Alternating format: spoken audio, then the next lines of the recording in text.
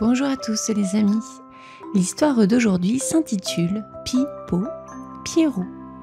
C'est une histoire qui a été écrite par Chun Yang-ye et qui a été illustrée par Samuel Ribeiro aux collections Hongfei. Cette histoire parle de 3 frères qui partent dans un magnifique périple. Mais avant de poursuivre cette vidéo, je t'invite à t'abonner et à activer la cloche de notification pour ne rien manquer de cette histoire, mais aussi des autres histoires et autres contenus présents sur la chaîne. Merci par avance.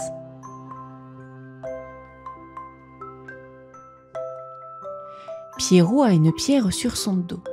Il ne sait pas pourquoi il doit la porter, mais d'aussi loin qu'il s'en souvienne, la pierre a toujours été là, sur son dos.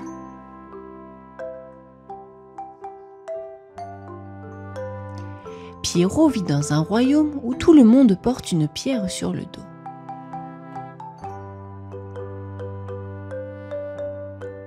Sur le marché, dans l'atelier, à la maison, sur la route, qu'ils soient assis ou debout, les gens gardent soigneusement leur pierre sur le dos.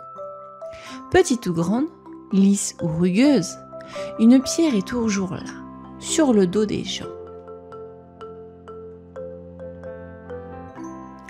Les habitants de cet étrange royaume n'ont pas l'air gênés par le poids de ces pierres. Non seulement ils n'ont jamais cherché à se séparer de leurs pierres, mais ils envoient leurs enfants à l'école pour qu'ils apprennent à bien la porter dès leur jeune âge. Comme personne ne veut passer pour mal élevé, tout le monde s'applique à porter sa pierre convenablement. Et comme il s'agit là d'un bon moyen de montrer sa force et son habileté, les grosses pierres sont appréciées. Que ces gens ont fière allure lorsqu'ils marchent dans la rue. Naturellement, à la fin de la journée, ils sont très fatigués. C'est ainsi que Pierrot porte sa pierre, comme ses grands frères, Pi et Po. La pierre de Pierrot n'est ni grosse ni petite, elle est juste à sa taille. Tout tourne donc bien rond dans ce royaume paisible, jusqu'au jour où une mauvaise nouvelle se répand sur le marché. La princesse bien-aimée est brusquement tombée malade. Son père, le roi, a convoqué les meilleurs médecins du royaume pour examiner la princesse souffrante. Tous se rangent à l'avis du vénérable Taï, le plus réputé et le plus expérimenté d'entre les médecins. Seule l'herbe magique Lingxi guérira la princesse. L'ennui, c'est que cette herbe Lingxi ne pousse que dans une seule vallée du royaume, de l'autre côté d'une large rivière profonde. Or, la traversée de la rivière est une aventure redoutable à laquelle personne n'a jamais songé à cause des pierres sur le dos. Malgré le danger, les 3 frères, Pi, Po et Pierrot, décident de se rendre dans la vallée afin de cueillir l'herbe magique. Avec l'aide de ses petits frères, Pi construit une barque bien solide pour traverser la rivière à la rame. « J'y vais maintenant !» dit-il à Po et Pierrot. « Vous deux, vous ne savez pas nager et les eaux peuvent être capricieuses. Attendez-moi ici, frérot. Je vous promets de revenir très vite avec l'herbe Lingxi. » Sa grosse pierre sur le dos, Pi monte dans la barque et se met à ramer. La barque paraît de plus en plus petite au fur et à mesure qu'elle avance doucement sur l'eau. Lorsqu'au milieu de la rivière, la voilà qui commence à sombrer sous le poids de Pi et de sa pierre. Voyant cela, Po et Pierrot s'agitent sur la rive et crient très fort. « Jette ta pierre, Pi! Jette ta pierre !» Mais comment peut-on jeter sa pierre comme ça, quand on l'a portée toute sa vie du mieux qu'on a pu? Et on entre. Glou, glou, et le pauvre Pi ne revient plus.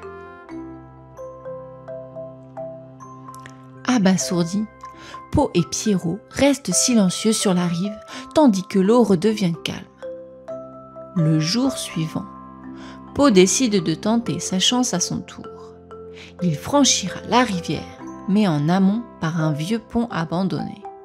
Cette fois-ci, pour que le pont ne cède pas sous son poids, Po confiera sa pierre à son petit frère avant de monter là-haut. « Garde-la pour moi, Pierrot. Je te promets de revenir dès que j'aurai trouvé l'herbe Lingxi. » Partir sans sa pierre, voilà bien ce qui chagrine Pierrot. Personne n'a jusqu'alors pensé faire une telle chose. Un peu nerveux, Po entame sa traversée. Bientôt, il accélère le pas. Le pont tient bon.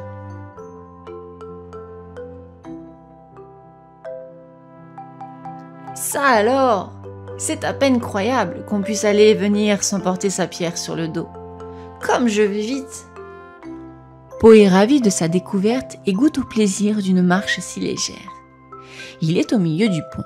On dirait qu'il flotte dans l'air. Mais que se passe-t-il? Les pieds de Po ont quitté le sol. C'est sûr, il flotte au-dessus du pont. Po, reviens, reprends ta pierre et redescends un peu.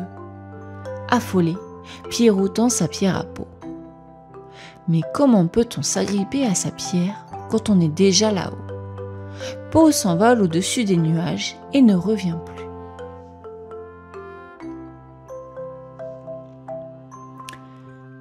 Pierrot se sent terriblement seul et désemparé. Mais peut-il s'arrêter là, renoncer à l'espoir de cueillir l'herbe magique là-bas dans la vallée de l'autre côté? Assis sur la pierre de Po, pendant 2 jours et 2 nuits, il contemple l'eau de la rivière et les nuages qui s'y reflètent.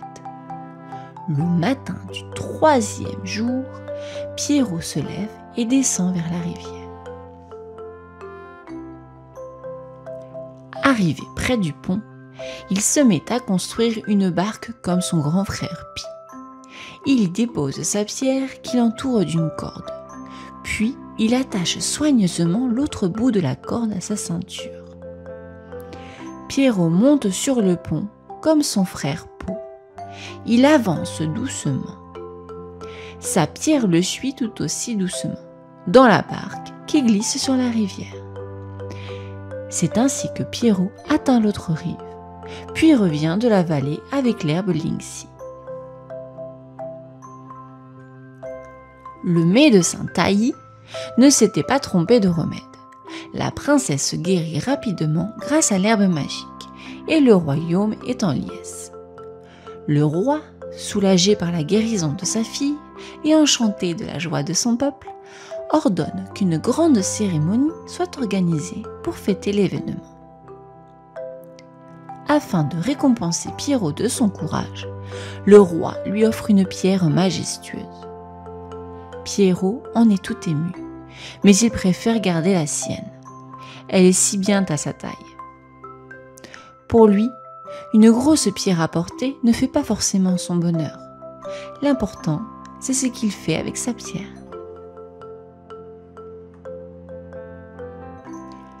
Les habitants de ce royaume l'ont bien compris. Depuis, certains sculptent leur pierre, d'autres la peignent. Tous la taillent à leur mesure et la portent avec gaieté. Ils n'ont plus peur d'aller sur l'eau ou dans les airs librement.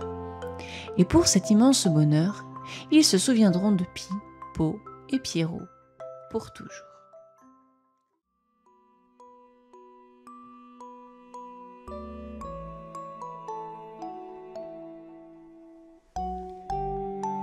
Sur une colline de Chine pousse une belle forêt de pins, de saules tendres et de bambous. Sous ce toit de verdure, entre les tigres et les racines, serpente un très joli chemin. C'est ici, ce matin, qu'un vieux tigre s'en va chasser. Mais voilà, dans la même forêt de Chine, au pied des pins, des saules et des bambous, sur la mousse bien douce de la même colline, vit un petit renard tout roux. Et ce matin, il sort pressé de son terrier.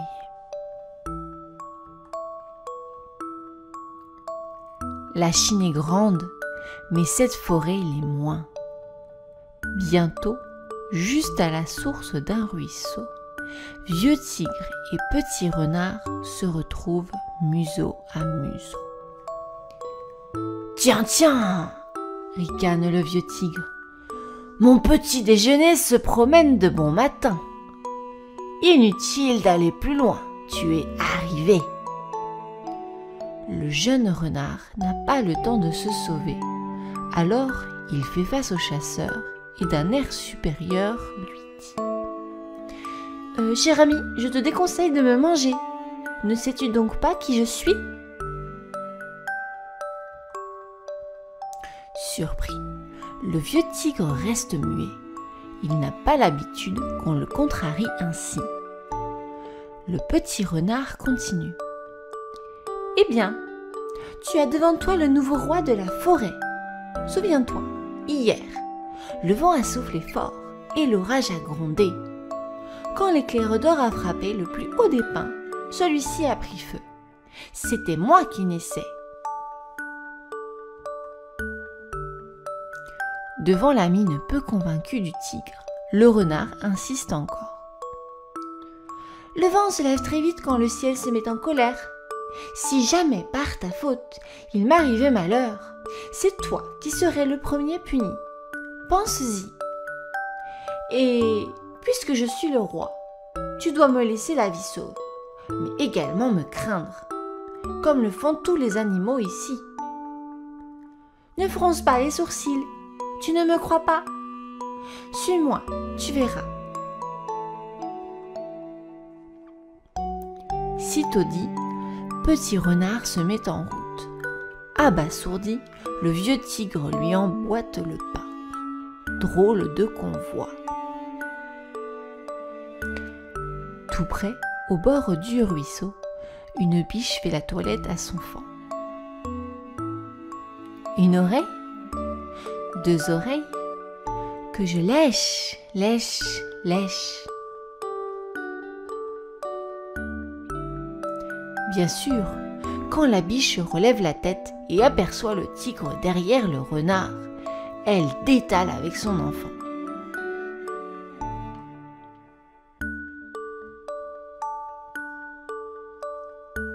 À quelques pas dans les bambous, 3 bébés pandas se régalent. Une feuille, que l'on craque, craque, craque.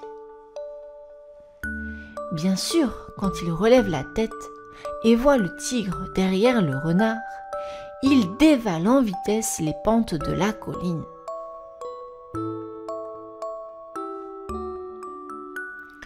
Plus loin, sur la mousse du chemin, 4 petits singes s'amusent. Une pirouette, 2 galipettes, vas-y, saute, saute, saute. Bien sûr, quand il relève la tête et voit le tigre derrière le renard, il cavale et s'envole comme des oiseaux dans les saules.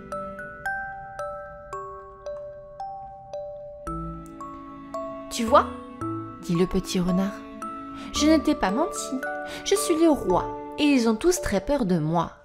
À toi maintenant d'en faire autant. Va-t'en. Alors le fauve gentiment s'incline et sourit de toutes ses dents.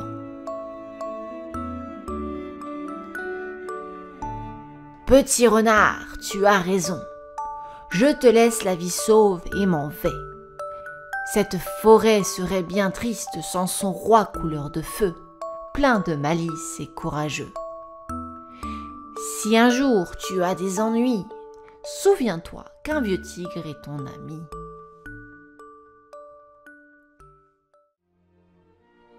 Sous la dynastie des Tang en Chine, il y avait une ville prospère appelée Biangzhou. À l'ouest de la ville se trouvait une auberge. L'établissement était tenu par une femme répondant au nom de San San. À 30 ans passés, San San vivait sans enfant ni parents. Personne ne savait d'où elle venait. Bien que seule, elle avait réussi à acquérir plusieurs maisons en vendant des galettes et de la bouillie de riz. Aussi surprenant que cela paraisse, ce commerce lui rapportait assez d'argent. San-san avait même pu s'acheter plusieurs ânes. L'auberge de San-san donnait sur la route qui menait à la capitale de la Chine. Parmi les nombreux voyageurs qui passaient par là, il arrivait que certains ne puissent atteindre leur destination avant la nuit tombée. À cela, l'hôtesse généreuse faisait toujours un prix pour les loger. Tout le monde s'accordait à dire que San-san était faite pour ce métier. On venait d'ailleurs de partout trouver le gîte et le couvert chez elle. C'est ainsi qu'un voyageur du nom de Zhao fit halte à l'auberge au cours de son voyage d'affaires vers la capitale. Ce jour-là, San-san recevait déjà une demi-douzaine de pensionnaires. Comme d'habitude, l'aubergiste se montra chaleureuse envers ses hôtes et leur proposa de goûter à son vin. Zhao ne buvait pas et se garda tout autant de participer au bavardage. Après le dîner, vint l'heure de se coucher. San-san invita ses clients à s'installer sur les nattes de la grande chambre de l'auberge. Zhao, arrivé le dernier, se vit attribuer une couche tout au fond de la chambre, placée contre une cloison donnant sur les appartements de San-san. Pendant que ses pensionnaires s'endormaient après avoir bien bu, San-san se retira dans ses appartements, ferma à clé la porte de sa chambre et éteignit ses bougies. Bientôt, tous dormaient d'un profond sommeil. Seul Zhao se tournait et se retournait sur sa couche sans pouvoir fermer l'œil. Au bout d'un moment, il entendit de drôles de bruits provenant de la pièce d'à côté. On aurait dit que quelqu'un déplaçait des meubles. Discrètement, il regarda par une fissure de la cloison. C'est alors que San-san ralluma ses bougies, puis sortit d'une malle 3 statuettes de bois, l'une d'une charrue, une autre d'un homme et la troisième d'un buffle. Elles mesuraient environ 6 ou 7 pouces, pas davantage. Zhao reconnut tout à coup un attirail à invoquer les démons. San-san disposa les objets magiques devant son fourneau et les aspergea d'eau. Aussitôt, l'homme et le buffle se mirent à bouger. Le petit homme de bois saisit les rênes du buffle qui, tractant la charrue, commença à labourer le sol au pied du lit de San-san. Dans un sens, puis dans l'autre, sans répit. De son côté, San-san tira de sa malle un sac de graines de sarrasin qu'elle confia au petit homme de bois qui les sema dans le champ. En un instant, les semences se mirent à germer, puis à pousser et enfin à fleurir. Quand les fleurs donnèrent des graines, San-san ordonna au petit homme de bois de les récolter et de les décortiquer. Il y en avait bien 6 ou 7 litres. Après quoi, le petit homme s'empara d'une pierre dont il se servit pour broyer le sarrasin afin d'en faire de la farine. Une fois le travail terminé, San-san replaça le petit homme, le buffle et la charrue dans la malle. De la farine obtenue, elle cuisina plusieurs galettes.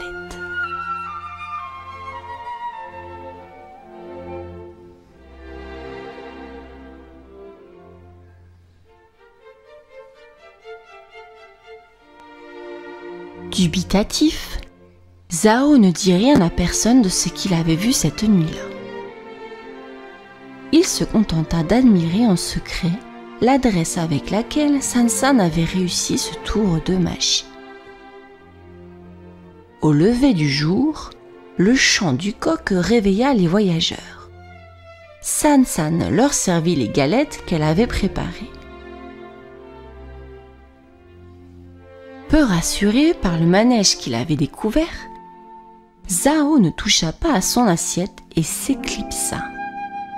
Sans faire de bruit, il observa le petit déjeuner des voyageurs depuis la fenêtre de l'auberge. Les 6 hommes étaient assis autour d'une table. Les galettes à peine entamées, ils tombèrent à la renverse et se mirent à braire. Puis, en moins de temps qu'il en fallut pour le dire, ils se changèrent en ânes.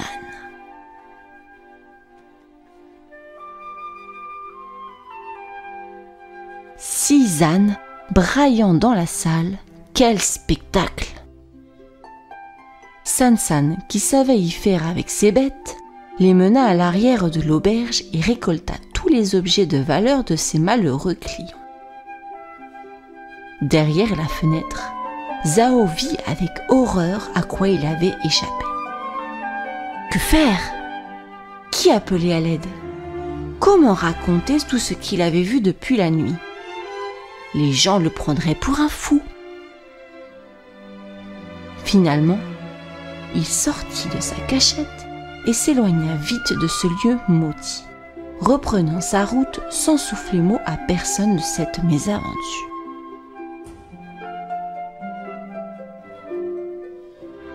Alors, avant d'atteindre l'auberge, il cuisina quelques galettes, semblables en tout point à celles de San-san.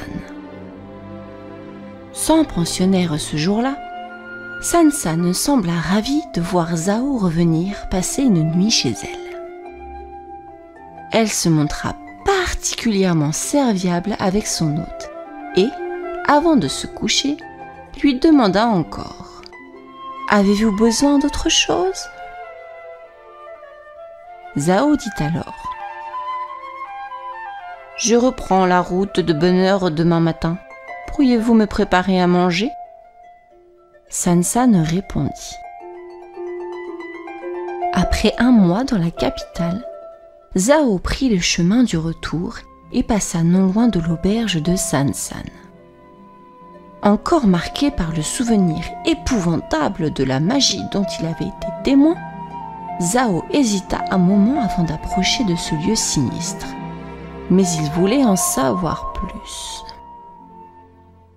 Alors, avant d'attendre l'auberge,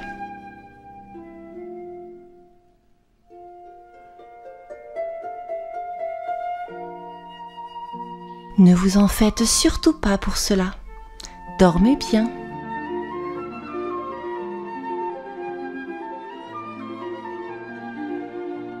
Seul dans la grande chambre, Zhao se leva un peu après minuit pour épier San-san par la fissure de la cloison. Il assista, sans surprise, au même spectacle que la dernière fois.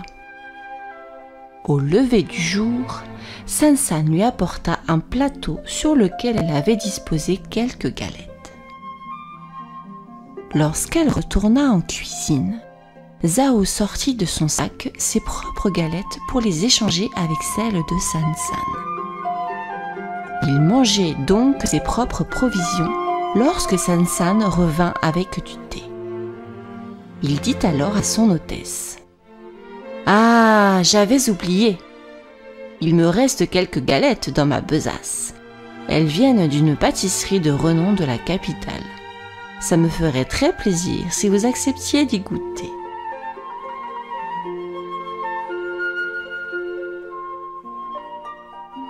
Zhao sortit alors une galette de son sac et la tendit à San-san, qui était loin de se douter du mauvais tour qui se jouait.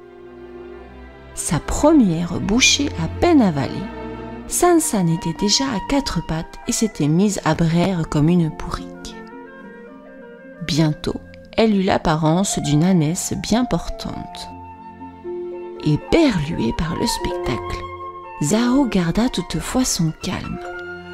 Il alla ouvrir la malle de San-san, en prit tout le contenu, puis grimpa sur le dos de l'ânesse et reprit la route. Sur sa monture, Zhao alla à travers le monde sans vraiment se soucier de ses étapes.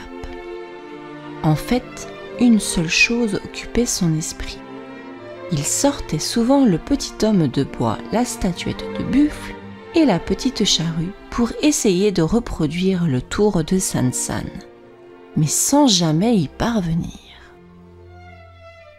4 années passèrent ainsi. Zhao en vint à souhaiter que l'ânesse puisse parler pour qu'elle lui délivre le secret tant recherché.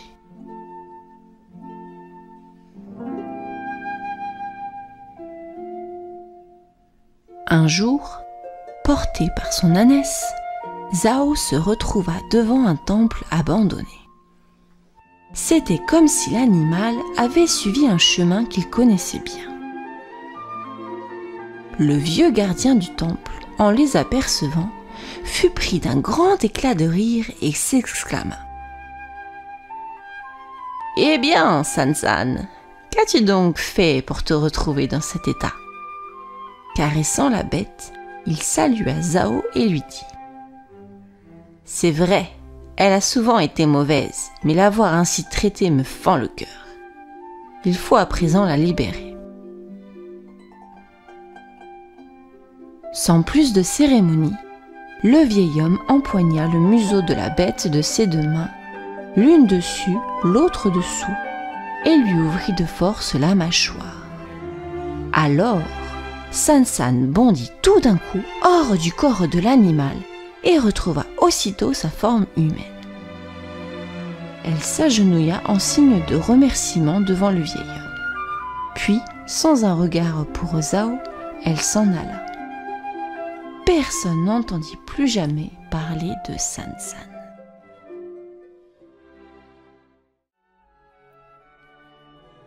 Il y a de cela très longtemps, la nuit n'existait pas. Le ciel était un immense panneau lumineux, tout jaune qui ne s'éteignait jamais. Les jours de brume, ils prenaient une teinte jaune des plus pâles, tandis que les jours de pluie, ils tiraient vers le gris. Parfois, par temps d'orage, il lui arrivait de devenir carrément anthracite. Mais c'était très rare. Et en hiver, la météo neigeuse laissait quelquefois un ciel transi d'un blanc immaculé. Hormis ces 2 exceptions climatiques, la vie se déroulait donc sur un fond jaune. Dans ce monde de nuances jaunes, tout existait déjà. Cependant, bien des choses se passaient différemment. Les hiboux portaient d'énormes lunettes rondes qui dissimulaient leurs yeux si sensibles à la lumière, et les chauves-souris ne sortaient jamais de leur grotte. Les lucioles étaient des animaux invisibles, et aucun chien ni loup n'hurlait à la lune. La lumière était quasiment tout le temps suffisante pour bien voir, pour dormir. Chacun avait un masque et pouvait donc s'assoupir quand bon lui semblait. La vie, au bout du compte, était des plus monotones. Excédé par cette morne existence, Naïm décida un beau jour que ça devait changer, qu'il fallait faire quelque chose, prendre les choses en main, qu'il fallait prendre la gazelle par les cornes. Il partit donc vers le Sahara, qui était à cette époque un immense espace vide où se dressait la cime du monde, une sorte d'immense tronc moche et tout lisse. Il déploya une interminable échelle au pied de ce mât énorme et moche donc, et entreprit son ascension. Il avait pratiquement atteint le sommet lorsqu'une poussière, tombée d'on ne sait où, vint se loger dans son œil. Surpris et gêné de cette intrusion, Naïm manqua d'ailleurs de perdre l'équilibre. D'où pouvait bien provenir ce grain jaune? Bien que le moment n'était pas bien choisi pour se poser ce genre de questions, il se trouvait maintenant approximativement perché à 356 372 km du sol, dans le vide. Il se la posa quand même. Mais il abandonna bien vite cette réflexion pour reprendre son escalade. Enfin arrivé au bout de l'échelle, Naïm déballa tout son matériel et se mit à l'ouvrage. À peine déposé sur le ciel, la couleur disparaissait. Naïm essaya donc avec des couches plus épaisses et des couleurs de plus en plus foncées. Mais rien n'y fit. Le ciel restait toujours jaune. Énervé, Naïm insista avec plus de conviction. Armé d'un pinceau, aux poils drus et rêches de vieux chameaux, il se mit à peindre dans un rythme plus soutenu et avec une ardeur comme décuplée par l'exaspération et le vertige. Cette fois, c'est un véritable nuage qui se dégagea du ciel et qui, entraîné par la pesanteur, vint choir juste sur son visage et l'enveloppa complètement. De rage et de picotement, Naïm se mit à gratter et marteler des poings la surface friable et poussiéreuse. Le ciel se mit littéralement à tomber en morceaux.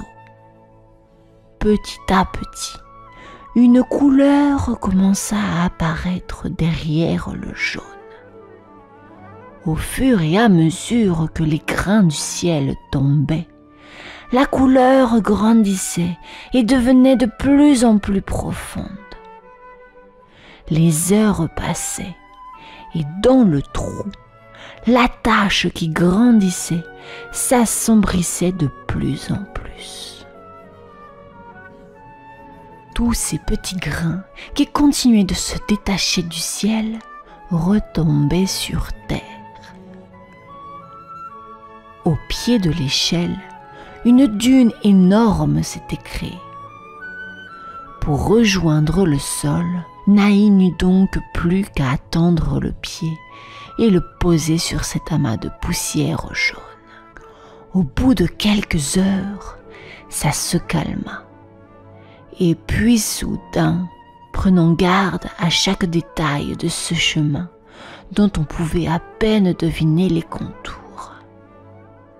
Le lendemain, une sphère plus grosse avait pris la place de la boue blonde et terne qui avait conduit les pas de Naïm alors qu'il était tout ensommeillé.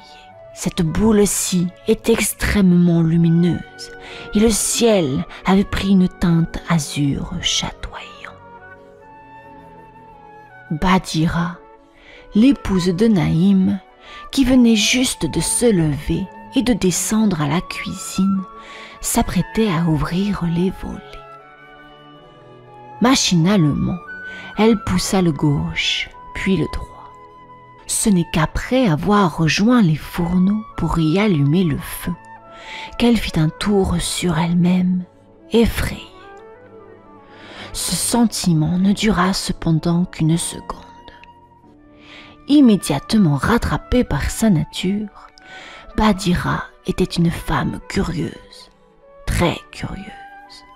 Elle retourna précipitamment vers la fenêtre. Là, elle écarquilla les yeux, les frotta, les cligna, regarda alternativement chacun d'eux, le gauche, le droit. Puis elle courut vers la porte. Quelle fut sa surprise lorsque, sur le pas de la porte, elle aperçut les petits grains jaunes. Il n'y en avait pas beaucoup, mais suffisamment pour qu'elles décident de suivre leur piste. Arrivée devant l'étendue, à présent jaune et ondulée, du Sahara, elle fut fascinée et évidemment intriguée par cette couleur à présent descendue sur terre. Tout ce jaune, ces milliers de grains devaient bien pouvoir servir à quelque chose, avoir une raison pour être arrivé ici, à portée de main.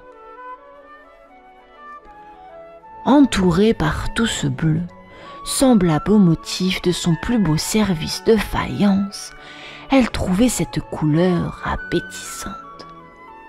Ça ne pouvait pas n'être que de la poussière, des restes, des débris. Une couleur aussi plaisante, la couleur du miel et des blés. Elle se lança donc dans une expérience culinaire. À son réveil, un plat étrange attendait Naïm à table. Sur la table, habituellement si morne, une espèce de montagne jaune de petits grains fumait dans l'assiette de faïence bleue des jours de fête. Dans le plat profond, aux motifs floraux, qui servait habituellement pour la soupe, des légumes variés aux teintes orange, verte, blanche et rouge nageaient dans un bouillon aux fumées divin. Puis, à gauche sur la table, de la viande d'agneau, cuite à la perfection et remarquablement découpée, était disposée en rosace dans un grand plat en argent. Parsemés par les grands plats colorés et fumants, de petits ramequins contenaient des pois chiches, des raisins secs cuits dans du miel et la sauce, à la douce couleur jaune orangé où clignaient des milliers d'yeux roux. Pour finir, pratiquement au centre de la table, dans un minuscule bol au motif jaune et bleu, de l'harissa bien rouge promettait bien du piquant. Aujourd'hui, on ne se souvient plus de cette époque où ni le couscous ni la nuit n'existaient. On a d'ailleurs perdu la formule qui permettait de transformer la poussière de ciel en grains de couscous. À la place, on utilise du blé roulé en grains très fins. Si vous racontez cette histoire, on vous dira que ce n'est qu'une fable pour endormir les enfants. Cependant, si ce n'est pas vrai, d'où viennent alors les traces blanches autour des yeux des chouettes et des hiboux? Et à quoi pourraient servir les excroissances qui constituent la partie visible de nos oreilles, si ce n'est pour porter l'élastique d'un masque de sommeil? Selon une légende, dans le sud de la Chine vivait la tribu Dong, ce qui en chinois signifie la tribu des grottes. C'était à une époque très lointaine, avant les premières dynasties des Qin et des Han. Le chef de la tribu s'appelle Wu Dongsu, c'est-à-dire maître Wu des grottes. Il avait 2 épouses. Sa première épouse est morte, laissant derrière elle leur fille, Yeshan. Yeshan est une enfant sensible et sage. Elle est aussi très douée pour broder des vêtements avec des fils d'or. Son père l'aime beaucoup. Moins d'1 an après la mort de la mère de Yeshan, son père Wu Dongsu meurt à son tour. Depuis ce jour, la belle-mère de Yeshan lui mène la vie dure. Elle lui impose des tâches difficiles et dangereuses, comme ramasser du bois au bord des falaises ou attraper des poissons dans des eaux profondes. Un jour, Yeshan attrape un petit poisson long de 2 pouces. Ses yeux ont la couleur de l'or. Elle le garde dans un bol en cachette. Le lendemain, le poisson a tellement grandi que Yeshan doit le mettre dans une bassine. Le poisson grandit à une telle vitesse qu'il doit déménager encore plusieurs fois, passant de pot en jarre avec l'aide de Yeshan. Celle-ci finit bientôt par le transporter dans l'étang à l'arrière de la maison. Yeshan garde les restes de ses repas et les jette dans l'étang pour nourrir l'étrange poisson. Et quand elle s'avance au bord de l'eau, le poisson s'approche de la berge et montre sa tête. En présence de toute autre personne, il reste au fond de l'eau sans créer le moindre remous. La belle-mère finit par découvrir le secret de la jeune fille. Un jour, après le départ de Yeshan pour ses corvées quotidiennes, elle se rend à l'étang et appelle le poisson. Mais celui-ci ne daigne pas se montrer. Elle en est irritée au plus haut point. Alors elle monte un stratagème et dit à l'enfant : « Aujourd'hui tu peux te reposer, j'ai cousu une nouvelle robe pour toi. Donne-moi ta vieille robe et essaie la nouvelle. » C'est ainsi qu'elle se procure le vêtement de Yeshan. Puis elle lui demande d'aller chercher de l'eau à une source loin de la maison. La marâtre enfile le vieux vêtement de l'enfant et cache un couteau très coupant dans l'une de ses manches. Elle s'avance vers l'étang et appelle le poisson. Celui-ci, dupé, montre sa tête. Sans aucune pitié, la belle-mère le tue d'un coup de couteau. Elle découvre alors sa taille de géant de 2 mètres de long. Elle le sort de l'eau, le cuisine et goûte à sa chair. Elle trouve sa saveur infiniment meilleure que celle des poissons ordinaires. Après s'être régalée, elle enterre les restes du poisson au pied d'un arbre. Le lendemain, Yeshan se rend à l'étang mais ne trouve plus le poisson.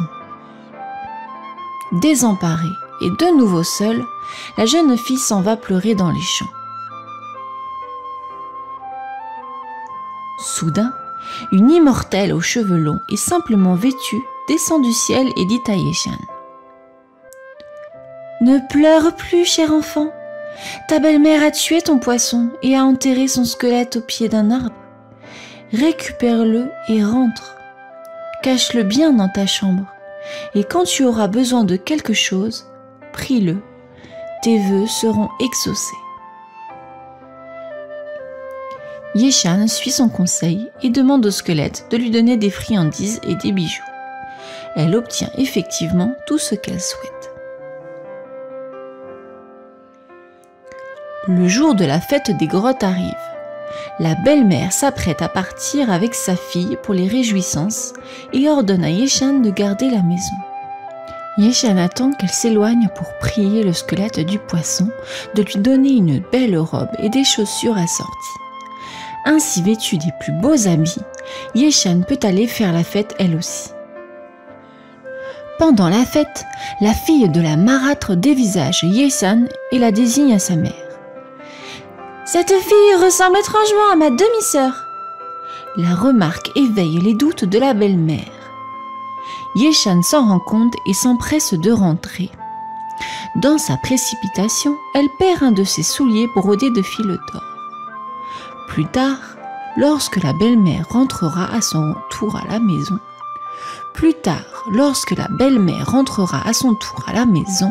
elle verra Yeshan assoupi sous un arbre et oubliera ses soupçons. Les jours suivants, la vie reprend son cours. Cependant, un marchand de passage dans la ville pour la fête des grottes a ramassé la chaussure perdue par Yeshan et l'a emportée. Il se trouve que la tribu des grottes vit près de la mer. Sur cette mer, le roi de Tuohan possède une armée puissante. Son royaume s'étend sur 10 îles. Or, le marchand a vendu la chaussure de Yeshan dans son royaume. D'île en île, le soulier voyage et finit par arriver dans les mains du roi. Le souverain, fasciné par la grâce de cette chaussure légère comme une plume, se demande à quelle femme elle a bien pu appartenir. Ignorant tout de l'origine du soulier, il le fait essayer à toutes les femmes de son royaume. Mais leurs pieds sont trop grands ou trop petits. Aucun ne parvient à chausser le soulier d'or. Le roi, désemparé, soupçonne le courtisan qui lui a offert la chaussure de l'avoir obtenue de façon malhonnête. Il l'emprisonne pour lui extorquer des aveux. Mais tout ce que l'homme peut lui dire, c'est que d'après ses broderies, la chaussure viendrait de la tribu des Dong.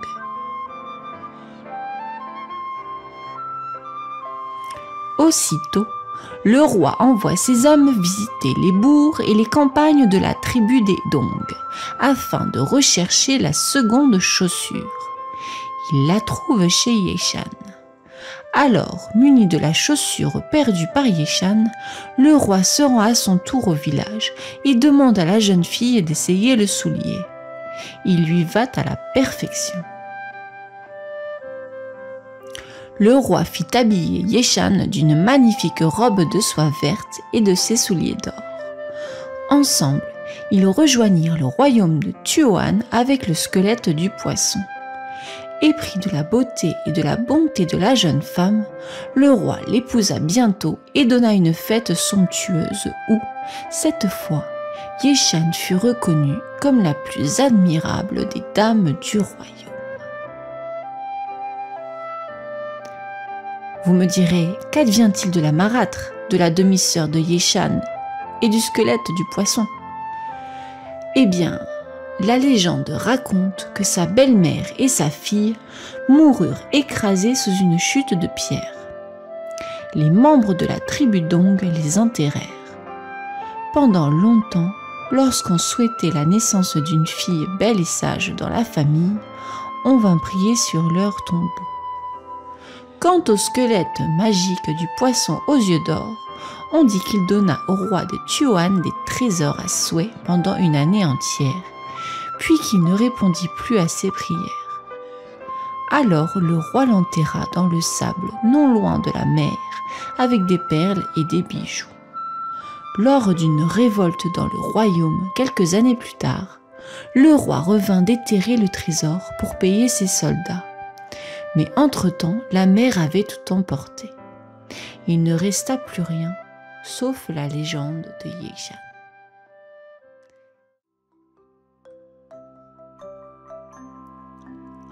À l'aube, le ciel s'est crevé d'un coup. La pluie, enfin. La terre en poussière n'en pouvait plus de soif. Le village est sorti, menton levé, pour laper les gouttes.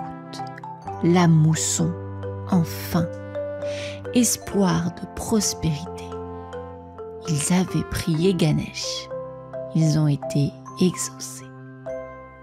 Les grappes de jeunes filles sur les longues balançoires étaient des oiseaux multicolores. Nirmala riait si fort. L'homme qui passait l'entendit, s'arrêta là. L'homme qui passait aima Nirmala. Brun, passion de ses mains, de ses yeux. Brun, boueux de la terre noyée. Brun, menace comme l'orage dans le ciel de Nirmala. L'homme qui passait, une nuit s'est enfui, emportant avec lui ses promesses. Sous le sari rouge, Nirmala avait le cœur gonflé d'un chagrin, le ventre enflé d'un secret. Jour après jour, le chagrin et le secret prenaient toute la place. Quelle est la vieille femme qui a deviné la première? Nirmala n'aura jamais de mari, son ventre est maudit, ricanaient ceux du village. Pas d'autre choix que de se taire. Jour après jour, Nirmala est allée travailler au champ de son père, courbé sur le sorgho, le cœur gros, le ventre gros. Nirmala n'aura jamais de mari, et je la maudis, a craché son père.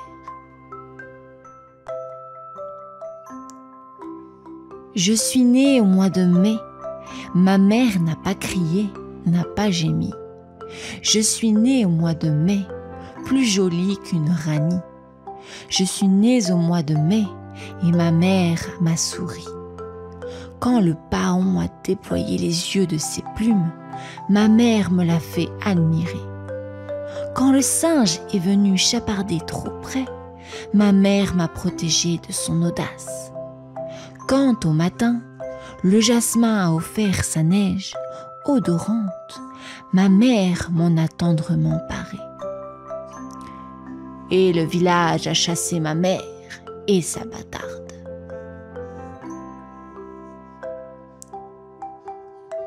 Rouge, misère comme le sari devenu haillon.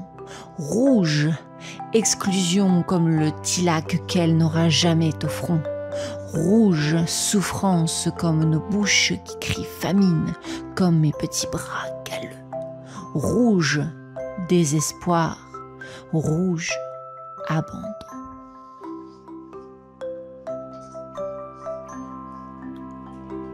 Au bout du bidonville, l'orphelinat comme un asile. Elle a signé tous les papiers. Elle m'a donné mon prénom. Elle m'a rêvé un avenir. Un père, une mère, une maison. Plus jamais soumise. Elle a signé tous les papiers. Et puis, il a fallu partir. Inconsolée, inconsolable, sur son visage ravagé, ruisselait son repentir. Oh, ma petite, ma toute petite, n'oublie jamais que je t'aimais.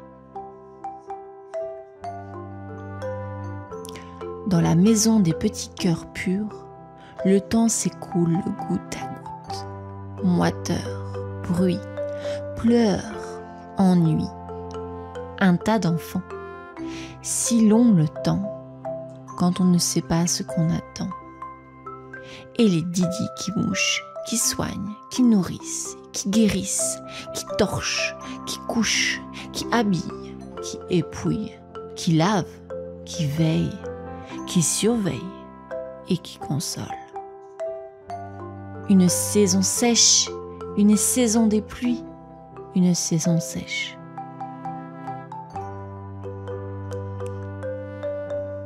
Bleu, protection du portail, fermé sur la cacophonie de la rue.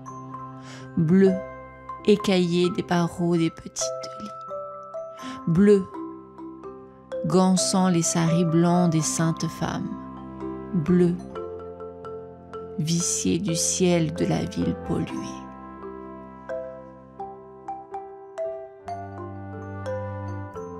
Et puis un jour, un homme et une femme, couleur de la lune, ils ont signé tous les papiers, se sont approchés, soudain, intimidés.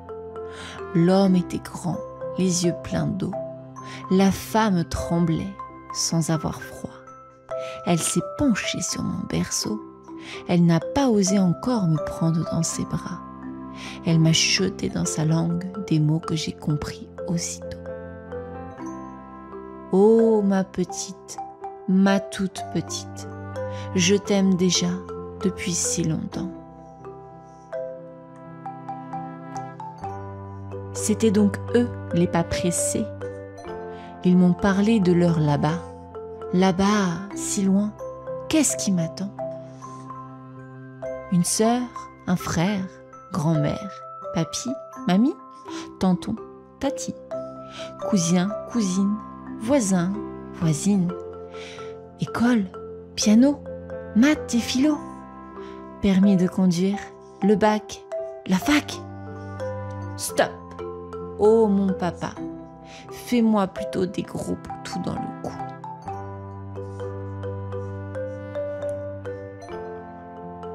L'avion cigogne s'est envolé, tu es enfin là. là dans mon ventre. Vide il était, et ni il est. Je t'aurais porté quelques heures. Je te détaille sans me lasser. Tes yeux, tes mains, tes cils, ton nez.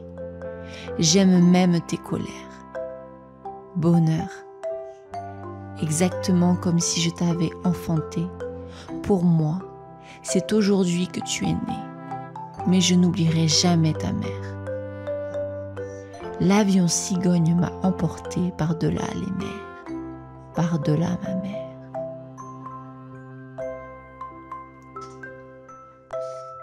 Blanc, larmes comme les perles de joie sur les joues de ma maman. Blanc, laid comme ces seins qui ne me nourrissent que de tendresse. Blanc, laine comme mon châle tricoté patiemment. Maille à l'endroit, mon bébé. Maille à l'envers, mon adoré. Blanc, lumière comme l'éclair de l'avion, là-haut dans le ciel. Là-bas, dans le champ vert, la tache rouge d'un sari. Le vieil homme assis près de la fenêtre est un marin. Il revient de mer. C'est un ami d'enfance de Mémé Tiao. Toutes les années de séparation ont semblé aussitôt s'envoler lorsqu'ils se sont rencontrés. À présent, ils évoquent les souvenirs de leur jeunesse. Frère Wei Ming, tu avais 20 ans lorsque tu es parti en mer, n'est-ce pas? Elle se met à compter avec ses doigts. Au bout du compte, elle lève ses yeux usés par la vie et fixe son ami. Ah, 45 printemps et automnes enfilés, tout aussi vite que chacun de mes doigts s'est plié. Le vieil homme lisse sa barbe et répond, l'air amusé. En effet, je vois encore le moment où je suis venu te dire adieu. Toi, tu préparais à manger pour le fan du jardin. Je me tenais sous un efflier du Japon en fleurs, à tes côtés, enivré par la senteur des fleurs mêlée au parfum de ta chevelure. Je ne trouvais pas de mots pour exprimer mon chagrin, alors que tu restais tête baissée à caresser le fan. Je n'attendais plus aucune parole de toi lorsque tu m'as demandé. Quand nous reverrons-nous? J'ai mis du temps à te répondre. Ce ne sera pas long.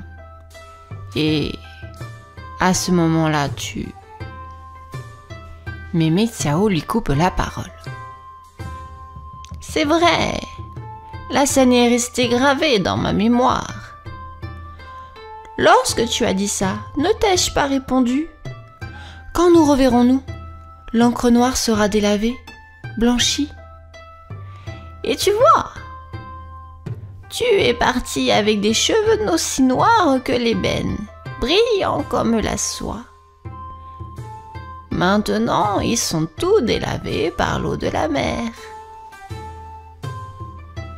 Que tu as été clairvoyante, dit le vieil homme en se passant la main sur les cheveux.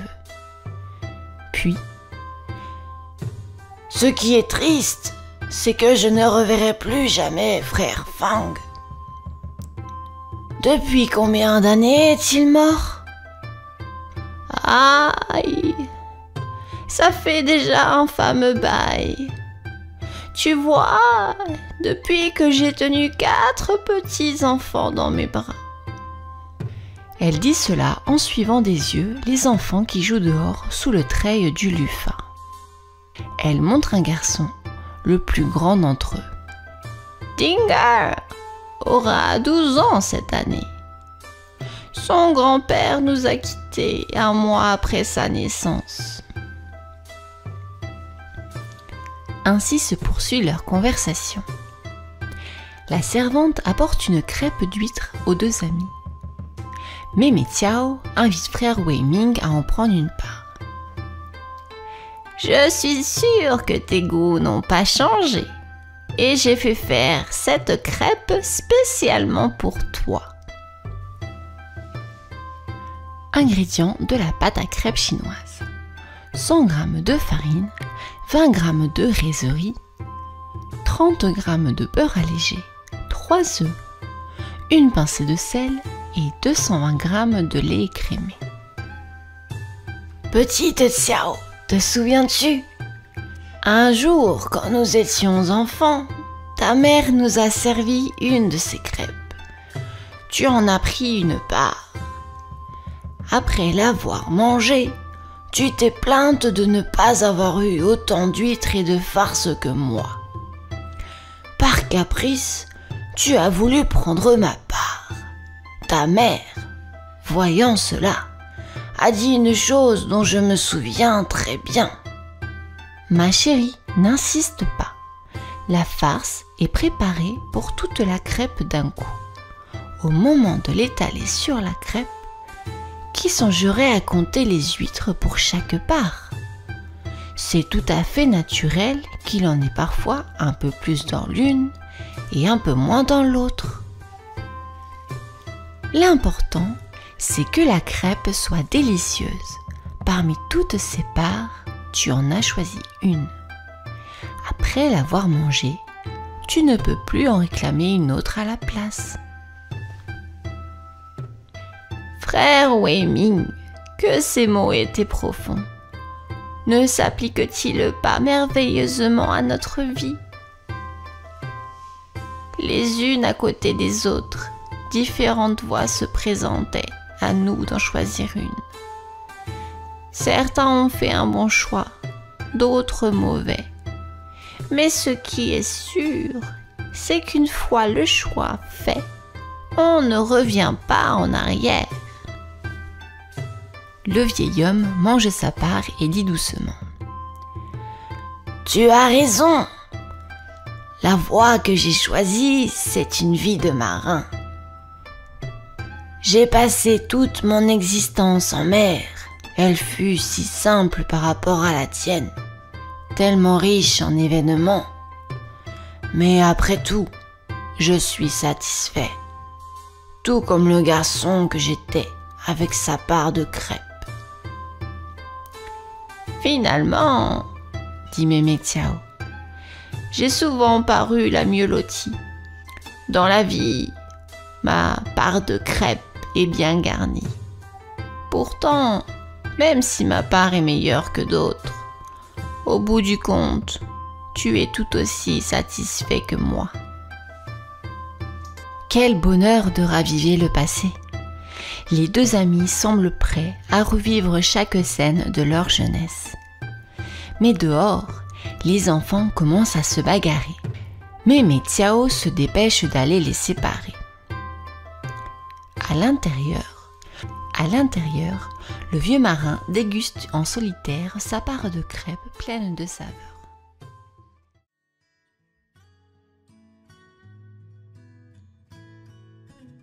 Au sommet d'une montagne haute et lointaine, cachée parmi les nuages et la neige éternelle, se trouvait le château du géant de glace. C'était un palais scintillant, tout fait de glace, avec des tours qui brillaient comme des diamants sous le soleil d'hiver. Le géant qui y vivait était grand et imposant, avec une barbe aussi blanche que la neige qui l'entourait. Il gardait l'hiver captif, serrant le froid contre son cœur, aussi gelé que son royaume. En bas de la montagne, le village grelottait sous un manteau de neige qui ne semblait jamais fondre. Ah, si seulement le printemps pouvait nous rendre visite! Soupiraient les villageois, rêvant de fleurs et de chaleur. Un jour, une petite fille nommée Claire emmitouflé dans son manteau le plus chaud, levait les yeux vers la montagne. « Je me demande si le géant de glace est vraiment aussi froid que l'hiver qu'il garde, » dit-elle avec un sourire malicieux. « Peut-être a-t-il juste besoin d'un ami pour réchauffer son cœur ?» Les villageois riaient doucement. « Ha! Ha ha!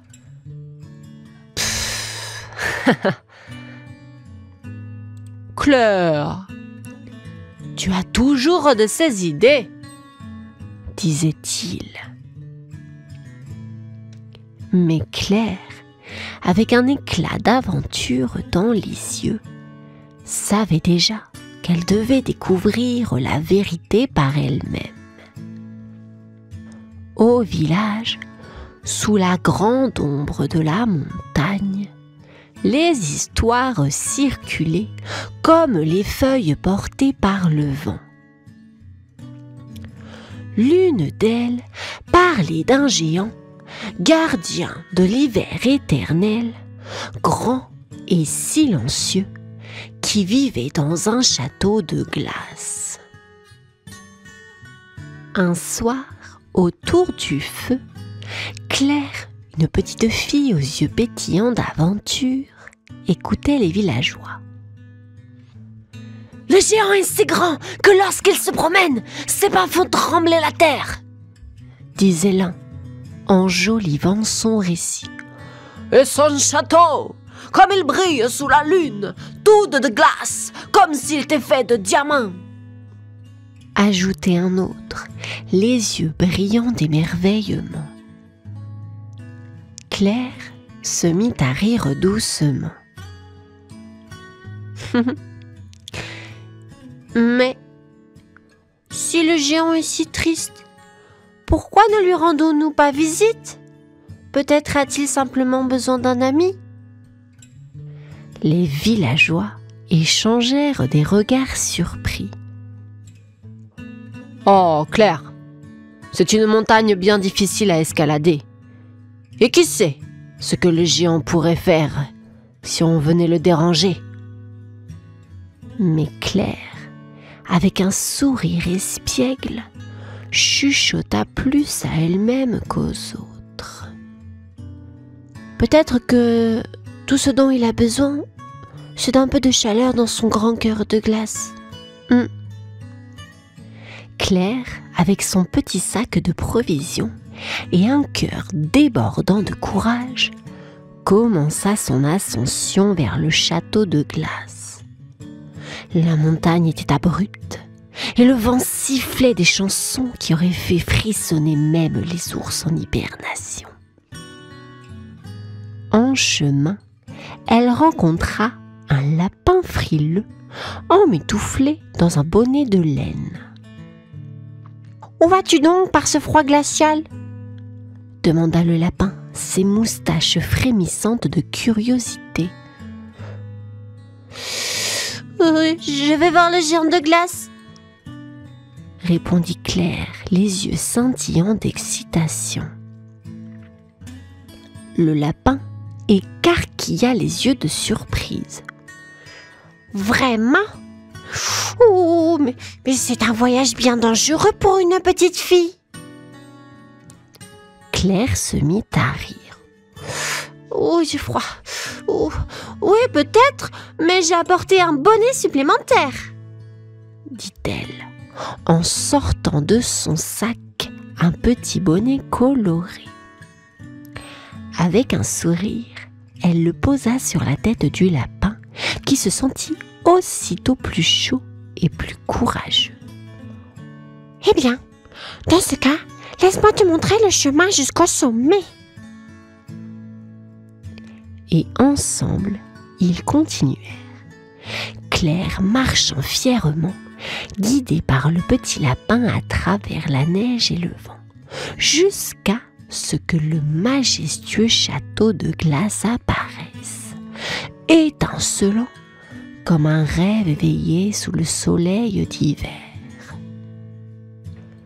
Une fois entrés dans le château de glace, tout était calme et silencieux, à l'exception du craquement des glaçons. Claire trouva le géant assis tout seul, contemplant un petit feu de glace qui ne réchauffait pas, mais brillait d'une douce lumière bleue. « Bonjour, monsieur géant !» dit Claire d'une voix douce, mais assez forte pour briser le silence. Le géant tourna lentement sa tête vers elle surpris. « Bonjour, petite fille. Que fais-tu dans mon château de glace ?» Claire s'approcha, un sourire chaleureux sur les lèvres. « Je suis venue pour voir pourquoi vous gardez l'hiver avec vous. Ne préférez-vous pas le printemps avec ses fleurs et ses chants d'oiseaux ?» Le géant soupira, une buée de glace s'échappant de ses lèvres. « Non, le printemps est beau, mais mon cœur est trop froid pour le sentir. L'hiver est tout ce que je connais. » Claire rit légèrement. « Peut-être avez-vous juste besoin de quelqu'un pour vous montrer la chaleur ? L'amitié peut faire fondre même les cœurs les plus glacés. » Le géant la regarda, un début de curiosité dans ses yeux. « Et tu crois que tu pourrais être cet ami ?»« Bien sûr !» s'exclama Claire. « Commencez par me raconter une histoire de votre château, et nous verrons comment monter le thermostat de ce cœur glacé. » Au fil des jours, Claire et le géant partagèrent des histoires et des rires. Le château de glace, autrefois silencieux, résonnait maintenant de leur gaieté. Un matin, Claire invita le géant à jouer à un jeu qu'elle appelait « Chasse au trésor printanier » dans les couloirs glacés. « Mais nous sommes entourés de glace !» s'exclama le géant, un sourcil levé d'incrédulité. Claire sourit malicieusement. « Ah, mais le vrai trésor est de trouver la chaleur dans nos cœurs !» Intrigué, le géant accepta. Ils cherchèrent ensemble et à chaque éclat de rire, un flocon de neige fondait et un bourgeon de fleurs de glace s'ouvrait. Peu à peu, le cœur du géant se réchauffa et avec lui, le château commença à changer. Les murs de glace scintillaient d'une lumière plus douce et de petits ruisseaux de fonte murmuraient des mélodies printanières. « Regarde, Claire !» s'écria le géant un jour, montrant un bouton de fleurs de glace éclos. « Même ici, le printemps peut grandir. » Claire sourit. « Vous voyez ? Même le plus grand des géants de glace peut apporter le printemps s'il ouvre son cœur. » Le géant se mit à rire, un son profond et joyeux qui résonna à travers les montagnes, annonçant le début d'un nouveau printemps.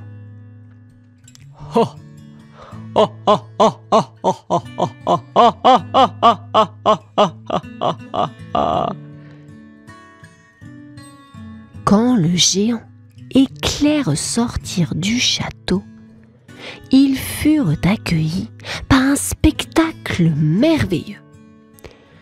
Partout où leur regard se posait, la neige avait fondu, laissant place à un tapis de fleurs sauvages. Les arbres, libérés de leur manteau de givre, étiraient leurs branches comme pour embrasser le ciel. Les villageois, émerveillés, s'étaient rassemblés au pied de la montagne, leurs yeux grands ouverts devant la transformation. En voyant le géant descendre vers eux, certains reculèrent par peur, mais Claire prit sa main, un geste simple qui parlait plus que les mots. « Le géant a apporté le printemps !» s'écria-t-elle joyeusement. « Il a un grand cœur, plein d'amour et de chaleur !» Un petit garçon, poussé par la curiosité, s'approcha et offrit au géant une fleur. Le géant s'accroupit pour le remercier, un sourire doux illuminant son visage. Les villageois, touchés, commencèrent à chanter et à danser, célébrant le retour du printemps et la nouvelle amitié entre eux et le géant. « Merci Claire, » dit le géant, sa voix empreinte d'émotion. « Tu m'as appris que même le cœur le plus gelé peut fondre avec un peu d'amour. » Et depuis ce jour, le printemps revint chaque année, plus beau que jamais, car il était nourri par l'amitié véritable entre une petite fille et un géant de glace.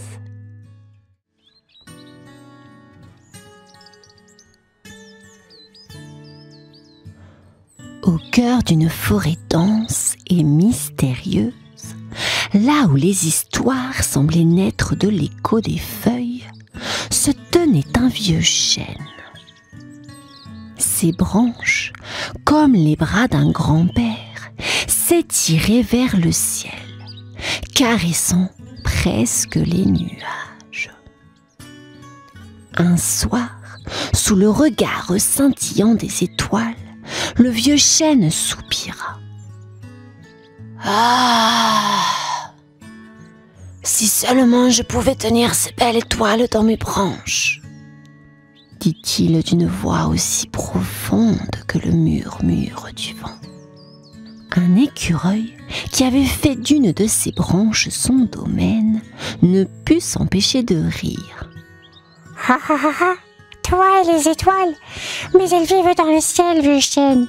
Et toi, tu es bien ancré dans la terre. » Le chêne sourit tendrement à son petit ami. « Mon cher, dans les rêves, même le plus grand des chênes peut toucher les étoiles. » La lune, ronde et lumineuse, jeta un coup d'œil à travers les branches et murmura. « Continue de rêver, brave chêne. Les rêves sont les graines des miracles. » Et ainsi, chaque nuit, le vieux chêne rêvait, espérant que, peut-être, un jour, son souhait se réaliserait. Une nuit, alors que les étoiles brillaient comme des joyaux dans le ciel, une lueur argentée s'approcha du vieux chêne. C'était la lune, glissant à travers les nuages comme une danseuse gracieuse. « Bonsoir, cher chêne, » dit-elle doucement. Le vieux chêne inclina respectueusement ses branches. « Oh, bonsoir, noble lune. Qu'est-ce qui vous amène dans mon humble demeure ?» La lune sourit, ses rayons jouant sur les feuilles du chêne. « J'ai entendu tes murmures, cher ami. Tu désires tenir les étoiles dans tes branches, n'est-ce pas ?» Le vieux chêne hocha la tête avec un mélange de surprise et d'espoir. Oui, c'est mon plus grand souhait. Mais comment pourrais-je, un simple chêne, réaliser un tel rêve? La lune posa une main lumineuse sur une branche du chêne. Les rêves sont comme des graines magiques, vieux chêne. Ils ont le pouvoir de grandir et de se transformer en réalité. Le chêne écouta avec admiration les paroles de la lune, sentant son cœur se remplir d'espoir. Merci, noble lune. Je vais continuer à rêver, aussi grand et audacieux que cela puisse paraître. La lune lui fit un clin d'œil. Alors continue de rêver, cher ami. Qui sait ce que l'avenir nous réserve? Alors que les saisons s'écoulaient, le vieux chêne restait fidèle à son rêve, même lorsque les feuilles tombaient en automne et que la neige tombait en hiver. Ses branches semblaient un peu plus hautes à chaque printemps, un peu plus robustes à chaque été. Un jour, alors que le soleil caressait tendrement ses feuilles vertes, un écureuil curieux s'approcha. « Cher chêne, dit-il en sautillant d'une branche à l'autre, tu continues à rêver de tenir les étoiles dans tes branches ?» Le vieux chêne sourit. « Bien sûr, mon ami. Les rêves ne disparaissent pas avec les saisons. » L'écureuil haussa les épaules avec un petit rire. « Ah, peut-être que tu as raison, vieux chêne. Après tout, même les graines ont besoin de temps pour pousser. » Les autres animaux de la forêt commencèrent à remarquer le changement dans l'attitude du vieux chêne. Un lapin malicieux s'approcha un jour avec un clin d'œil. « On dirait que tu as une étoile dans les yeux, cher chêne. » Le chêne rit doucement. « Ah, ah, peut-être bien, mon cher ami lapin, peut-être bien. » Et ainsi, tandis que les saisons tournaient et que la forêt continuait à vivre ses cycles, le vieux chêne continuait à rêver, sachant que même les plus grands rêves prennent du temps à se réaliser. Une nuit d'été, lorsque le ciel était une toile parsemée de diamants, le vieux chêne regardait avec émerveillement les étoiles scintillantes. Soudain, une pluie d'étoiles filantes traversa le firmament, dessinant des traînées lumineuses comme des écharpes argentées. Le vieux chêne leva ses branches vers le ciel étoilé. Oh! Si seulement l'une de ces étoiles pouvait descendre et se reposer dans mes bras. À sa grande surprise, une étoile plus brillante que les autres sembla entendre son appel. Elle descendit doucement, laissant derrière elle une traînée étincelante. « Chêne, tu as fait un vœu ?» demanda-t-elle avec une voix douce comme le murmure du vent. Le chêne hocha la tête, les feuilles tremblantes d'excitation. « Oui, noble étoile, j'ai souhaité pouvoir te tenir dans mes branches. » L'étoile sourit, ses rayons étincelants, illuminant la nuit. « Alors, ton vœu est exaucé, cher ami. Je viens me reposer un moment parmi tes branches. » Le vieux chêne ne pouvait contenir sa joie. « Oh, quelle merveilleuse surprise !» s'exclama-t-il, les feuilles bruissant d'excitation. « Bienvenue, noble étoile, bienvenue dans mon humble demeure. » Et ainsi, sous le ciel étoilé, le vieux chêne tint enfin une étoile dans ses branches, réalisant son rêve d'une manière plus belle et plus magique qu'il n'aurait jamais osé l'espérer. Le lendemain matin, la forêt s'éveilla sous un ciel radieux, baigné de la lumière douce de l'aube. Les animaux de la forêt se rassemblèrent autour du vieux chêne, curieux de découvrir la nouvelle merveille qui brillait parmi ses branches. Un écureuil agile grimpa jusqu'à la cime de l'arbre et poussa un cri joyeux. « Regardez tous, le vieux chêne a une étoile dans ses branches !» Les oiseaux chantèrent de joie et même le vent sembla chuchoter des mots d'admiration. Le vieux chêne rayonnait de bonheur. « Ah oui, mes amis, cette étoile a choisi de reposer parmi nous, » dit-il avec une fierté débordante. Les autres arbres de la forêt s'inclinèrent respectueusement, reconnaissant l'accomplissement du vieux chêne. « Tu es vraiment exceptionnel, cher ami !» murmura un chêne voisin, ses feuilles frémissant d'émotion. L'étoile, perchée au sommet du vieux chêne, sourit à ses nouveaux amis. « Merci à tous de m'accueillir si chaleureusement !» dit-elle avec douceur. Les animaux de la forêt écoutèrent avec fascination les récits de l'étoile, captivés par ces histoires aux confins lointains de l'univers. Et ainsi, sous le regard émerveillé de la forêt, le vieux chêne et l'étoile partagèrent leur amitié et leur sagesse, illuminant les cœurs de tous ceux qui les entouraient. Les jours passèrent paisiblement dans la forêt, et le vieux chêne continuait à veiller sur son étoile avec amour et fierté. Chaque soir, il admirait son éclat étincelant et se sentait comblé par sa présence. Un jour, alors que le soleil se couchait lentement à l'horizon, le vieux chêne se mit à réfléchir à tout ce qu'il avait appris depuis que son rêve était devenu réalité.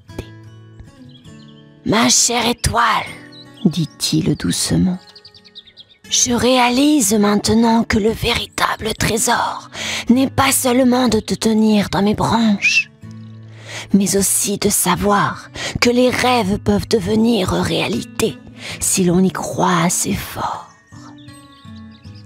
L'étoile brilla d'une lueur douce. « Tu as raison, cher ami. Les rêves sont comme des graines plantées dans le jardin de notre imagination, attendant patiemment de fleurir. » Le vieux chêne sourit avec sagesse. « Et j'ai également appris que la patience est une vertu précieuse. Parfois, les plus grands miracles prennent du temps à se réaliser, mais cela en vaut toujours la peine. » Les animaux de la forêt s'approchèrent, attirés par la conversation. Un petit lapin sautilla joyeusement. « Vous avez raison, cher chêne. Parfois, il faut juste attendre un petit peu plus longtemps pour que les choses merveilleuses arrivent. » Et ainsi, sous le ciel étoilé, le vieux chêne et son étoile continuèrent à veiller sur la forêt, rappelant à tous les habitants l'importance de croire en ses rêves et de cultiver la patience dans l'attente de leur réalisation.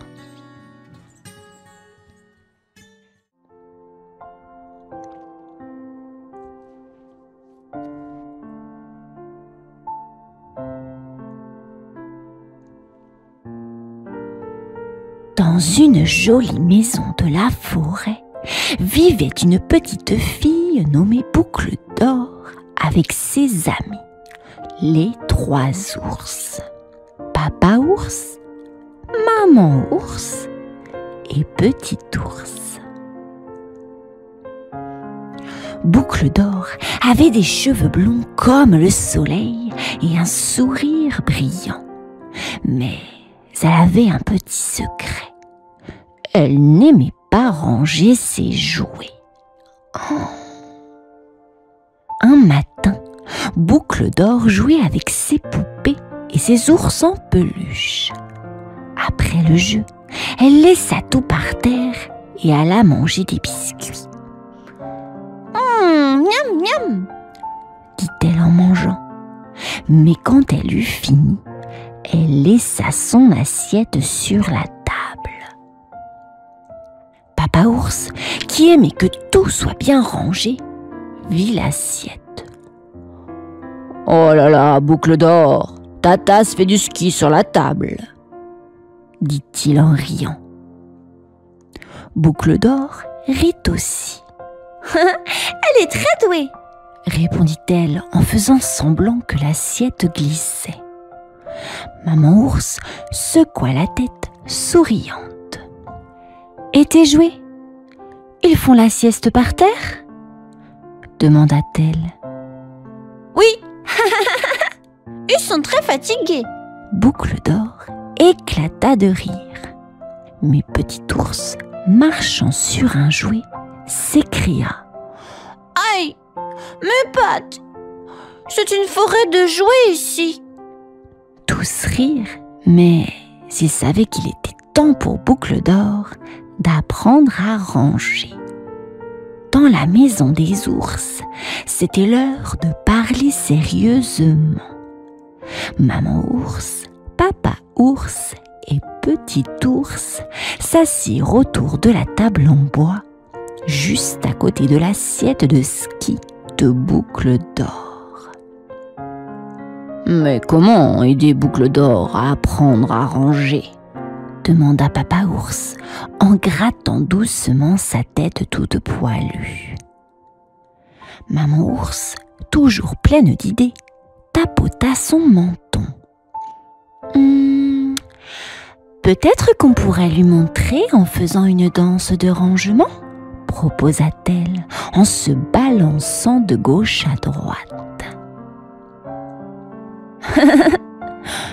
Petit ours éclata de rire. « On va ressembler à des ours dans une boutique de porcelaine !» s'exclama-t-il en imaginant la scène. « Ou alors, dit papa ours avec un clin d'œil malicieux, on pourrait partir en vacances, juste nous, les ours, et laisser Boucle d'Or s'occuper de la maison. » Maman ours sourit. « Ah, c'est une idée brillante. Boucle d'Or pourrait apprendre par elle-même. » Petit ours sauta de joie. « Et quand on reviendra, peut-être qu'on trouvera une maison de jouets bien rangée. » Tous rirent à l'idée, espérant que leur petit plan aiderait Boucle d'Or à devenir plus ordonnée. Le lendemain matin, la famille ours préparait les valises pour les vacances. Boucle d'Or les regardait, ses yeux grands ouverts.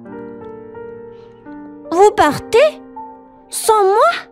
demanda-t-elle, un peu triste. « Oui, ma chérie, » dit maman ours en pliant une grande serviette en forme de canard. « C'est pour que tu apprennes à t'occuper de la maison. Tu vas voir, ce sera une grande aventure. » Papa ours ajouta en essayant de fermer sa valise pleine à craquer. « Nous ne serons pas loin, et si tu as besoin de nous, il suffit de nous appeler. » Petit ours, en sautant à côté de sa petite valise, dit « Imagine, Boucle d'Or, tu seras la reine de la maison. Tu pourras même parler aux meubles et leur dire où aller. » Boucle d'Or se mit à rire. « D'accord, je serai la meilleure reine des meubles. » Après un dernier câlin, la famille ours partit, laissant Boucle d'Or devant une grande mission, prendre soin de la maison toute seule. Je vais vous montrer, moi, la reine des meubles. S'exclama Boucle d'Or en se tournant vers la maison avec détermination. Le premier jour sans les ours, Boucle d'Or se sentait comme une vraie reine dans la maison. Elle dansait autour des jouets, chantant à tue-tête. Mais après avoir joué, elle remarqua quelque chose d'étrange. Les jouets ne se rangeaient pas tout seuls. Ah là là! Pourquoi vous ne retournez pas à votre place, petit jouet? Demanda-t-elle, les mains sur les hanches. Le lendemain, elle voulut faire une tour de poupée, mais trébucha sur un camion. Oups! C'est une forêt magique ou quoi? S'exclama-t-elle en regardant autour d'elle. Et puis, il y avait les assiettes. Oh, les assiettes! Elles s'empilaient comme une montagne. Oh! Je ne savais pas que les assiettes pouvaient grimper, dit-elle un peu confuse. Boucle d'Or commença à comprendre. Ah! Si je ne range pas, personne ne le fera. Elle regarda la maison qui semblait lui sourire d'un air malicieux. D'accord, tu as gagné. Je vais apprendre à ranger. Ce jour-là, Boucle d'Or réalisa que ranger n'était pas juste un jeu, mais une grande aventure. Allons-y alors. Opération nettoyage, commencez! S'écria-t-elle, prête à relever le défi. Avec une énergie de reine, Boucle d'Or commença son aventure de nettoyage.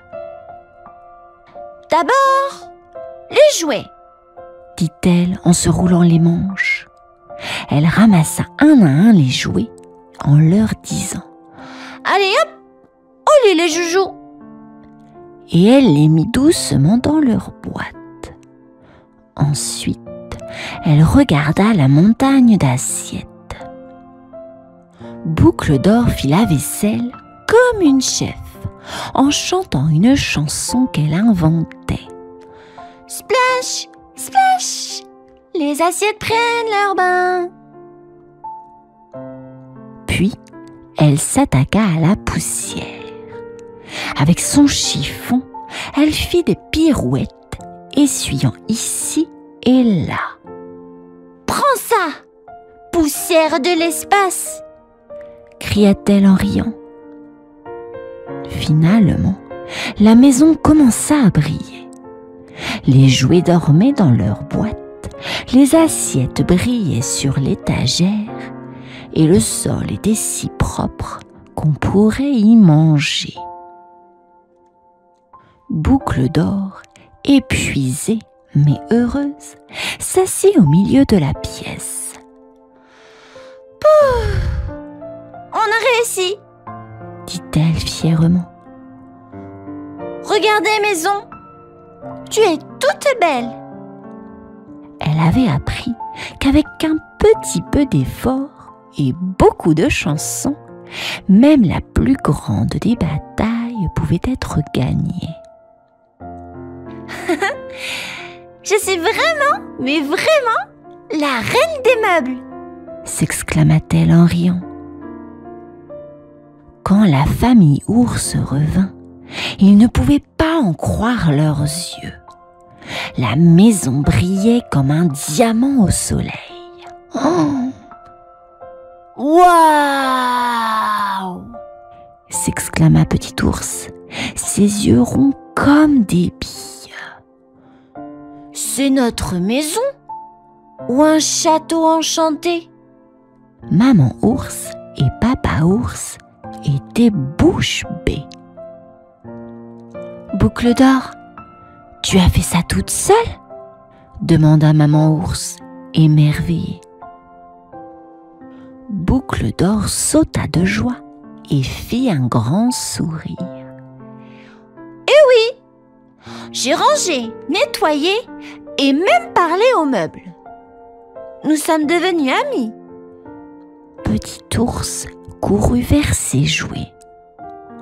Oh, ils ont l'air si heureux d'être rangés, dit-il en leur donnant chacun un câlin. Papa ours se mit à rire. Eh bien, je crois que nous avons une vraie reine du rangement ici. Maman ours prit Boucle d'Or dans ses bras. Ah, nous sommes tellement fiers de toi. Tu as appris une grande leçon. Boucle d'Or sourit. Oui, et maintenant, je sais que ranger, c'est comme une aventure. Et avec un peu de magie et beaucoup de travail, tout est possible. Et ainsi, la famille ours et Boucle d'Or vécurent heureux dans leur maison toujours propre, apprenant et riant ensemble chaque jour.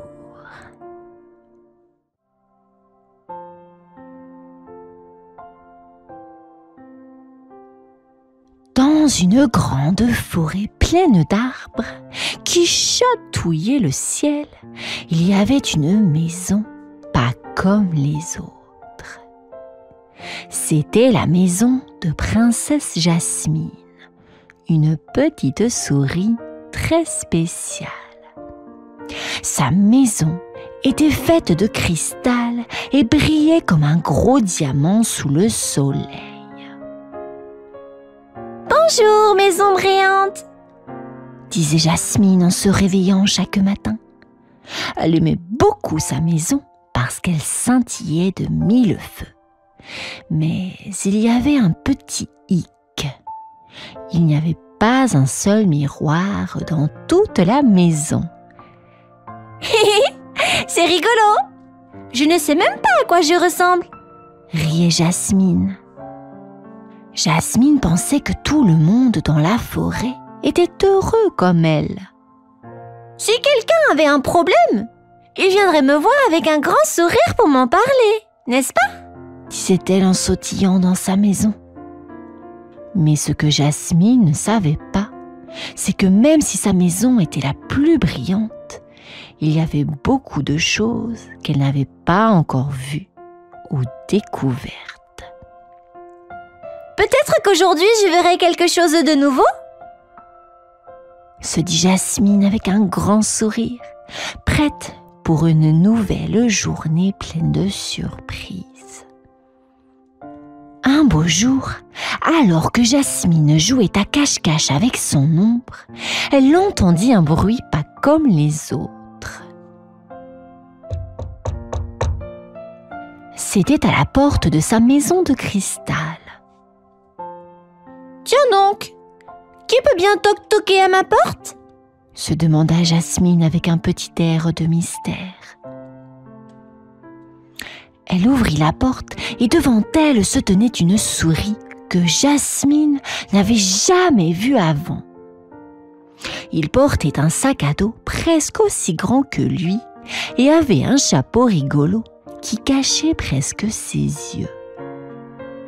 Bonjour, je m'appelle Victor, dit la souris avec un grand sourire. Je suis voyageur et j'ai vu ta maison de loin. Elle brille tellement. Puis-je la dessiner?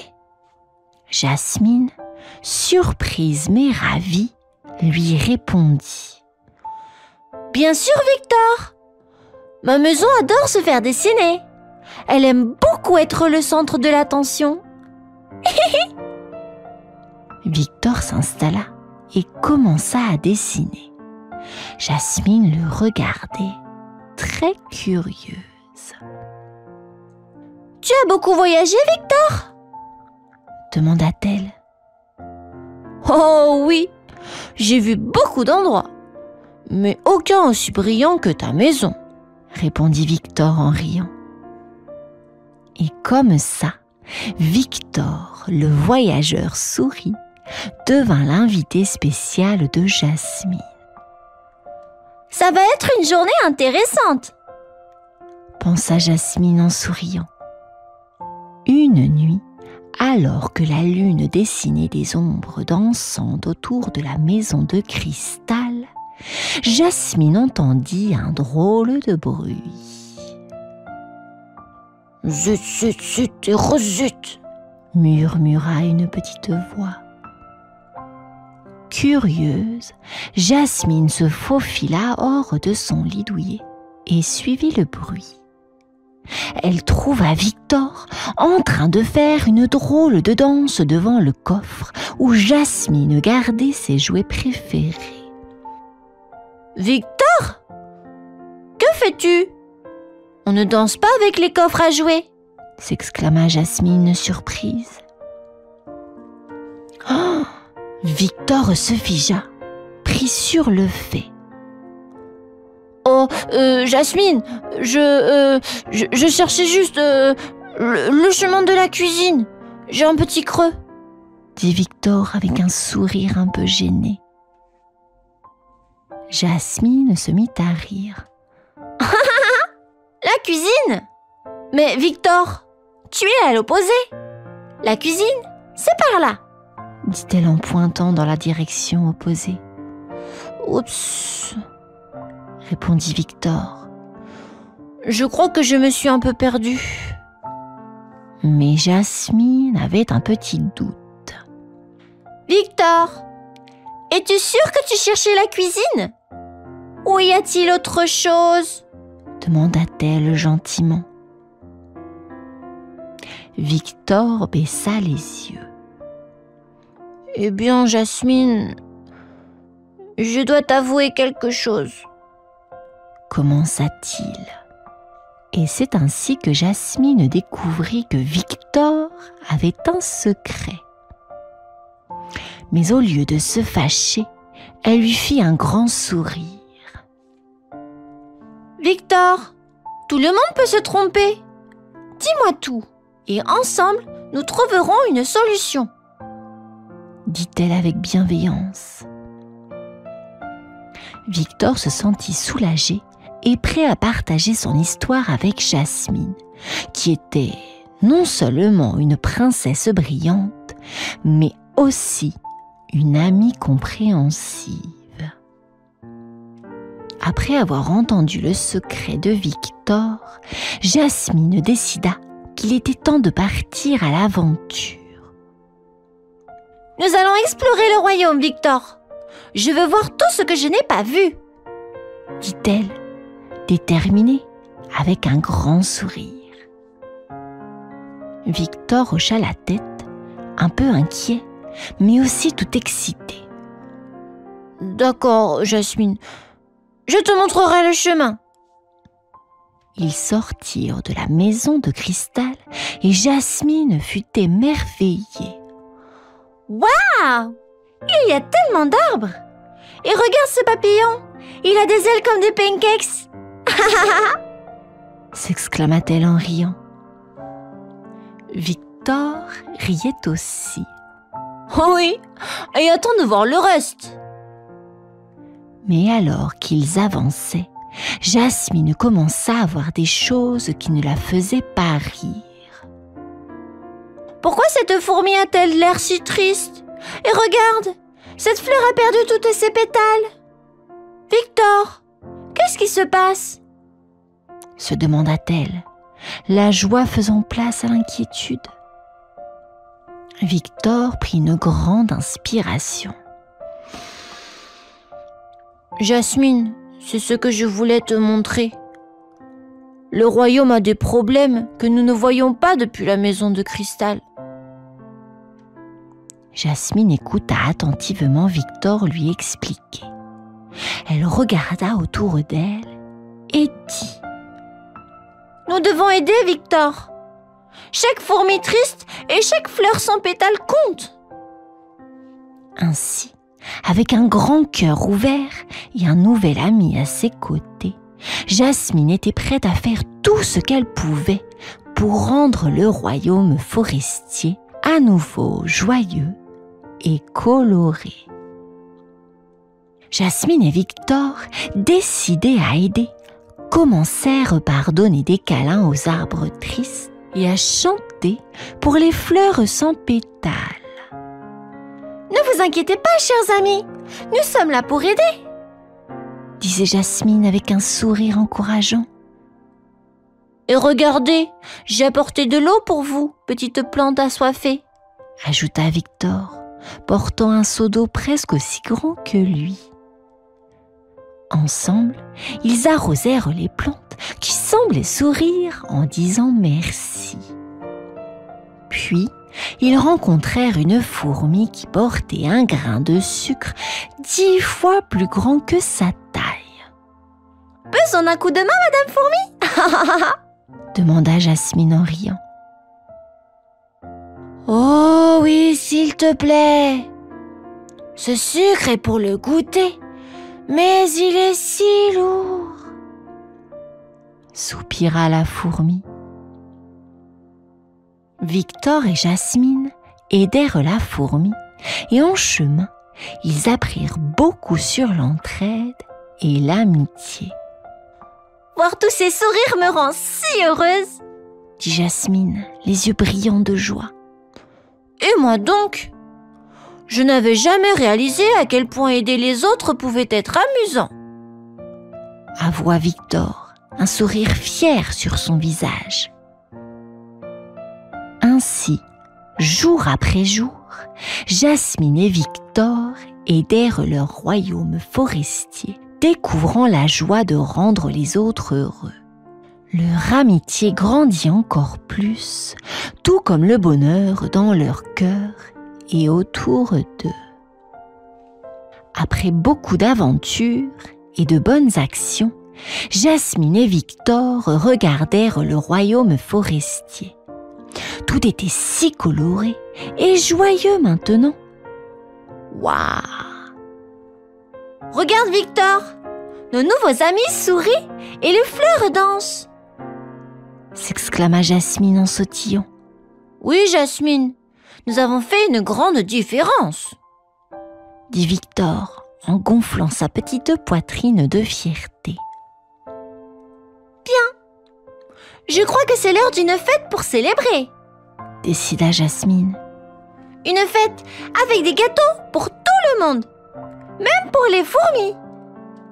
Tous les animaux du royaume vinrent à la fête. Il y avait des gâteaux, de la musique et beaucoup de rires. Merci, princesse Jasmine et Victor, pour tout ce que vous avez fait, dirent-ils tous en chœur. Jasmine sourit. Nous sommes tous amis ici, et aider ses amis, c'est ce qu'il y a de plus amusant. Et alors que le soleil se couchait sur le royaume forestier, tout le monde dansait et riait sous les étoiles.